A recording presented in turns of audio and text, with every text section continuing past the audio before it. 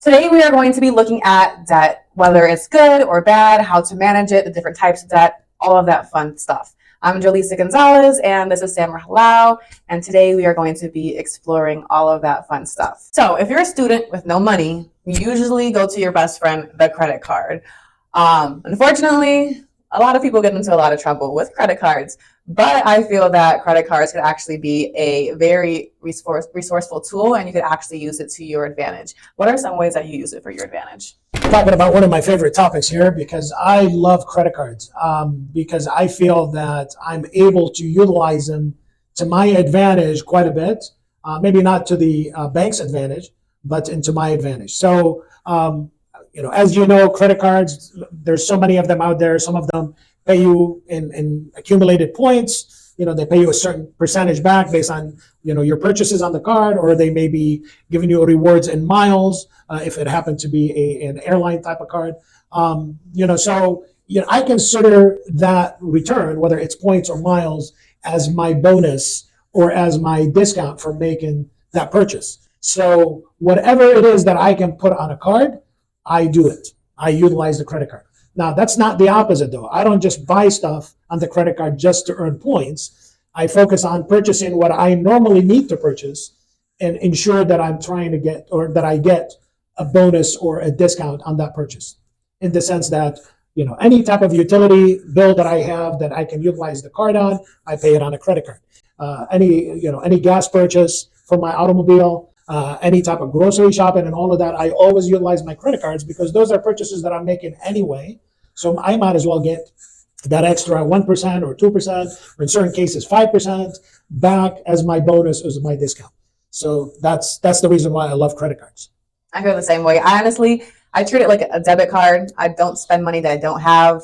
And I even try to offer up my credit card to people who want to buy like airline tickets and stuff so I could get their points and then they could just pay me back later for it. But, it can be kind of sticky when you're using your credit card, especially if you're not paying attention to how much money you're actually spending, because for a lot of the credit cards, there are very high limits on those and you can reach a danger zone. So what are some tips on managing debt to make sure it actually adds value to you? You got to ensure that you're only using the card for purchases that you would be making anyways. So your basic purchases, your utilities, your groceries, your gasoline, all of those things are things that you can't live without and that you use anyway, right? You're not going to go out and get a new utility bill just because you're using the credit card. But at the same time, you've got to be conscious that what you're spending on the card is stuff that you can pay off when the bill arrives. So if you're out shopping for clothes, right, spending $100 on your shopping spree versus spending $500 on your shopping spree, that card is not free. This is not free money. That bill will show up so many days later and you have to pay it. So I make it a rule that I am only charging to the credit card what I can turn around and pay off 100% of at the time when I get that card, when I get that bill in the mail. So when a lot of people hear the word credit cards, they get stressed out and a lot of people don't even want to use it for right reasons. Why would you say that credit card debt can be actually one of the worst types of debt? Yeah, so I am highlighting the use of credit cards because I never carry debt from month to month. But unfortunately, in many cases out there, some people utilize the credit card and they spend more than they can afford to pay. So they end up carrying debt from month to month. And like Julissa said, the credit card debt typically is the absolute worst debt you can have because it's the most expensive typically. So in today's interest rate environment, it's not out of the ordinary for you to look at your statement and realize that you're paying something like 20 to 25% in credit card interest on the balance that you're carrying over month. 25%, that is unbelievable, right? So effectively, if you're not paying off the entire balance, that means that you're doubling the debt that you're carrying on that credit card in effectively less than 4 years that you're actually doubling that. So you got to be very careful and always go back to basics and say, I'm only charging on that card what I can afford to pay off when the bill shows up. Yeah, honestly, if you want some extravagant item or something along those lines, it may make more sense for you to gradually put money aside and purchase it when you have the money then to put it on a credit card and maybe pay 2-3 times more for the item than it was actually worth in the first place. But unfortunately, a lot of people don't understand that. So I know, we know that credit cards are one of our friends because we know how to trick the system. What are some of your favorite types or cards that people should possibly consider when they know how to effectively use a credit card? It's important to basically have the type of cards that work in your lifestyle. So if you're somebody that travels 2 or 3 times a year and utilize hotels and or lodging, and obviously you're paying utilities and you're paying for groceries or whatever, I would say that what I just described would warrant you having 3 or 4 different types of credit cards, because some of them may be airline related. So if you live in a certain city where an airline has a hub there, it may be worth your while to get that credit card associated with that airline, just because more than likely if you're traveling, you're going to be utilizing that airline, so you might as well get your bonus back as you spend money on tickets. There are many credit cards out there that highlight basic categories such as gasoline or groceries, or some of them they rotate every quarter, so you can get one of those cards to cover your day-to-day spending. Some of them may be related to a hotel chain or something like that, where you can also get points or miles based on what you spend in that hotel chain. So it really based on your usage or your lifestyle. If you don't travel at all and you're potentially looking to buy a car in the next 2 to 3 years, there are also some credit cards that are associated with certain automobile makers that you can associate with. So, but I think the average family or the average person should have somewhere between 3 and 4 different credit cards to utilize differently under different categories. Obviously, every situation is different, and if you don't think you can handle a credit card properly, it probably would be best to not get one.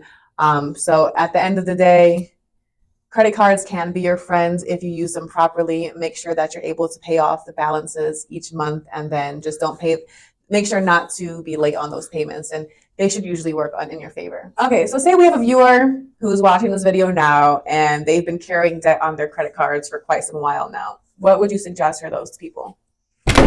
So let's go back and revisit something I just covered. Credit card debt is typically the worst debt you can have because it happens to be the most expensive. Remember, we were talking about something in the 20s as far as interest rates. So you certainly want to try very hard not to carry any balance on the credit card from month to month. But if you find yourself in a situation where you end up with a balance, right? Something happened and you couldn't control it. You want to ensure that first thing you do is you do not make it any worse. So you want to make sure that you stop using that card first thing you can do. Second, you want to prioritize the various cards that you might have and which ones are the most expensive as far as interest rates. So if you're carrying balances on 2 or 3 different cards, you prioritize them and you try to pay more on the one with the most expensive. You got to make your monthly payment to each single one of them so you're not in default and you're not hurting your credit, but you're paying a little bit more as much as you can on the one with the highest interest rate. So you got to be very conscious in managing that. The other thing to keep in mind is that for any future purchases, obviously you're still living, so you're still buying gas and groceries and paying utilities or whatever. Remember, you're going to stop using that card that carries a balance because you don't want to keep adding to the balance. So you want to switch now to utilizing either cash or utilizing your debit card to at least freeze the problem from getting worse as you're taking care of it and you're inching it down until you go down to zero balance. So that's what I would do for those with balances on their credit cards currently. So backtracking a little bit, you mentioned that there's like bonuses and points. How do the credit cards even afford to give us that stuff in the first place? Sure, that's a very good question. So it's effectively, in summation, coming out of the merchant's pocket. What do I mean by that? Let's say XYZ Bank issues a card that you have, and you go out and you go to a retailer and you buy some stuff there. If you use that card to pay for your stuff, then that retailer is being charged by the credit card company something like somewhere between 3 and 3.5% in fees to make that card transaction. So the merchant is paying that, and now the credit card company turns around and to encourage you to use the credit card, they're going to say, hey, we're going to pay you 1% on any transaction you make, or 1.5% or 2%, whatever that is, or 5% in certain cases, even though it may be bigger than what they're collecting from the merchant, but they make it up in other transactions. So they're trying to lure you to use the credit card by giving you points back, and then they turn around and they charge the merchant that 3.5% or 3% fee on that transaction.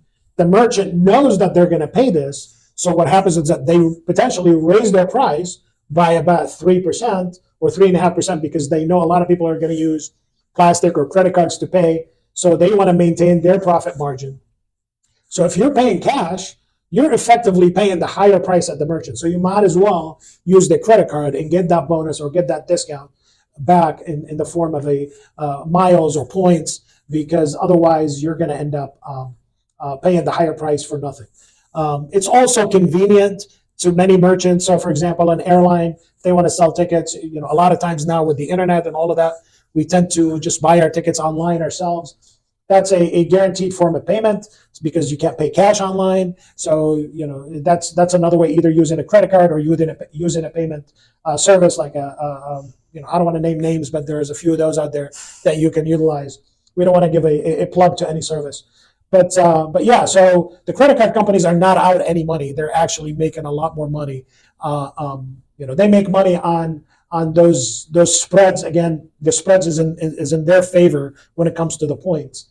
Potentially, sometimes they end up losing money if you don't pay your balance or if they haven't to write off balances. But that's totally different subject. Wow, that's actually very interesting. I never knew that they charged the merchants an extra fee to use credit cards. So they're just making money all over the place between people's interest rates and all that stuff.